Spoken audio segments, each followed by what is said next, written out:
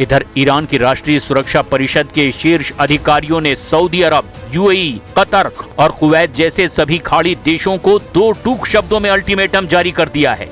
अगर किसी भी खाड़ी देश ने अमेरिका की आर्थिक नाकेबंदी, तेल प्रतिबंधों या सैन्य अभियानों में किसी भी तरह से मदद की तो ईरान इसे अपने खिलाफ सीधे एक्ट ऑफ वॉर यानी युद्ध की कार्रवाई मानेगा। ईरान की इस सीधी धमकी ने खाड़ी देशों की नींद उड़ाकर रख दी है। यही वजह है कि रियाद और अंकारा अब तेहरान को अमेरिका के खिलाफ युद्ध में धकेलने की बजाय उसे मक्का समझौते की सुरक्षा छत्र छाया में लाकर पूरे मध्य पूर्व को एक संयुक्त मुस्लिम रक्षा मंच में बदलने की कोशिश कर रहे हैं।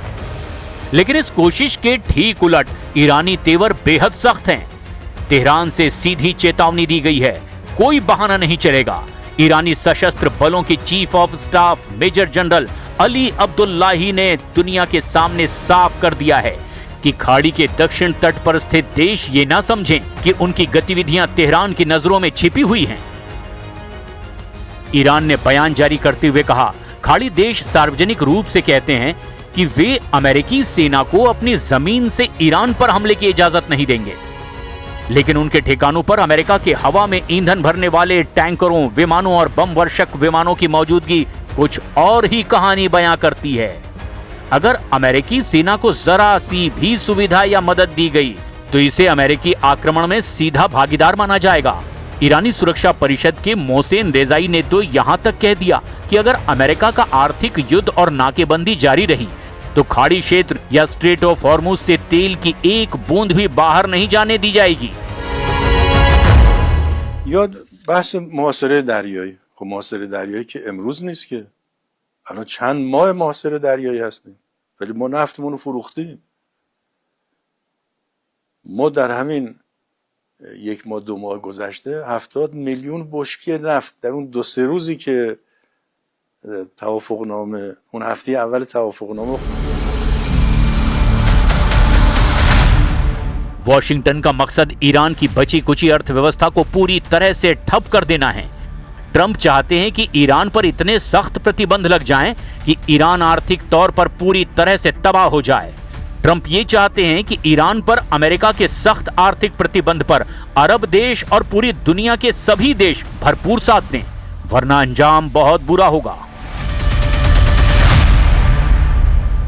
So we went down and we stopped them. They'll never have a nuclear weapon. They want to make a deal so badly. We don't even know if we want, because I view the Strait of Hormuz as an American territory right now. It's an American territory.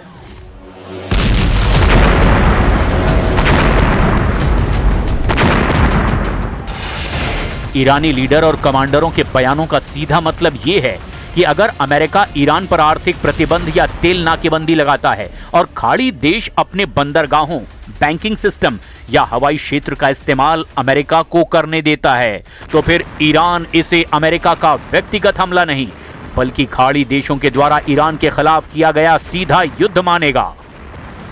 इसका मतलब यह है कि यदि युद्ध छिड़ता है या प्रतिबंध सख्त होते हैं तो ईरान केवल अमेरिकी सैनिकों पर हमला नहीं करेगा बल्कि सऊदी के आरामको रिफाइनरियों, यूएई के Dubai, Abu Dhabi airport, container ports और डीसैलिनेशन यानी कि पानी शोधन प्लांट्स को अपनी मिसाइलों और ड्रोनों से निशाना बनाएगा।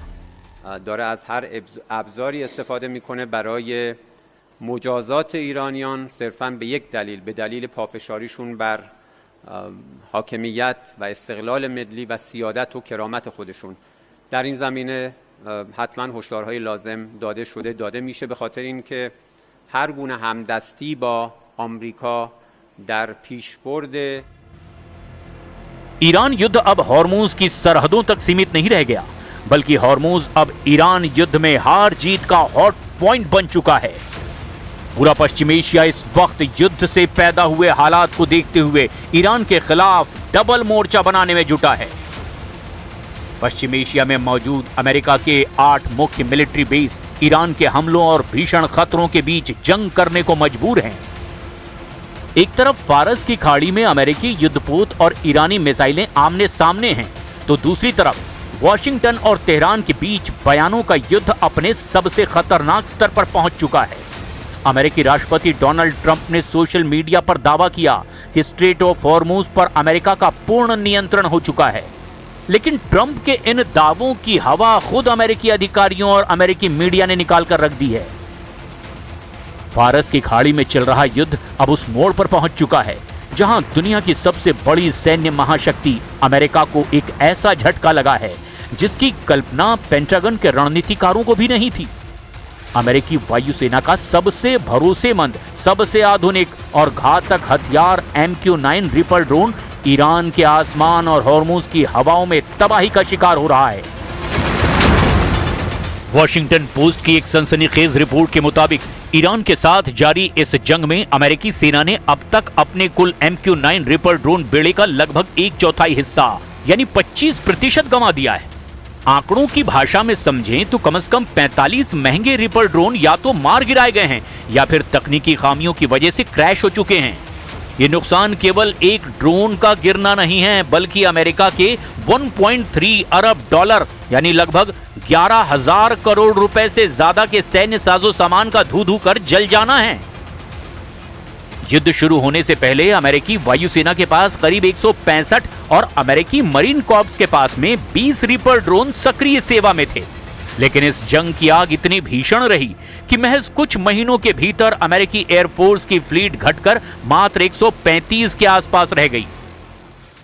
و هر طرحی که مبتنی بر واقعیت‌های ژئوپلیتیک و تاریخی منطقه باشه अब ऐसे हालात में देखना यह होगा कि ईरान को मक्का रक्षा समझौते से कंट्रोल किया जा सकता है। क्या ईरान वाकई कड़े प्रतिबंध लगने पर अरब के 6 देशों पर सीधा हमला कर सकता है? और इन तमाम सवालों का जवाब हमें 72 से 100 घंटे के भीतर मिल सकता है।